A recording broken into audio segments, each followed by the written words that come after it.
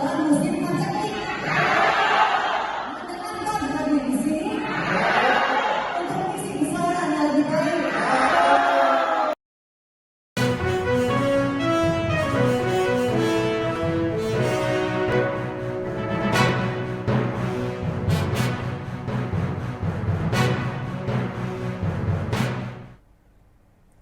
Selamat siang Tribuners, jumpa lagi bersama dengan saya Fenty Novianti dalam tayangan Breaking News di Tribun Lampung. Kami akan menyajikan informasi teraktual dan terupdate hanya untuk Anda. Dan inilah Breaking News selengkapnya. Debat perdana Pilkada Pesawaran 2024, dua paslon siap adu gagasan. Dua pasangan calon atau paslon yakni Aris Sandi Supriyanto dan Nanda Indira Antonius Muhammad Ali mengikuti debat perdana Pilkada Pesawaran 2024. Adapun debat perdana Pilkada Pesawaran 2024 tersebut berlangsung di Gedung Adora, Kecamatan Gedong Tataan, Pesawaran pada Selasa 29 Oktober 2024. Menurut pantauan Tribun Lampung, kedua paslon telah tiba pukul 13 waktu Indonesia Barat dan bersiap memulai dalam debat perdana Pilkada Pesawaran 2024. Dalam sambutannya, Ketua Komisi Pemilihan Umum atau KPU Pesawaran Yatin Putro Sugiono mengatakan debat perdana ini bertema pembangunan sosial dan juga pelayanan publik. Yatin mengharapkan debat ini dapat menjadi ajang untuk menyampaikan gagasan-gagasan segar yang bermanfaat bagi masyarakat. Ia juga menekankan pentingnya partisipasi masyarakat dalam pilkada, khususnya pada hari pemungutan suara yang dijadwalkan pada 27 November mendatang.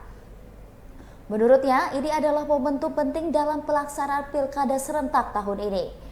Debat ini diharapkan dapat menjadi ajang bagi masyarakat untuk menilai langsung visi dan misi dari kedua paslon, sehingga dapat memilih pemimpin yang tepat untuk masa depan Pesawaran.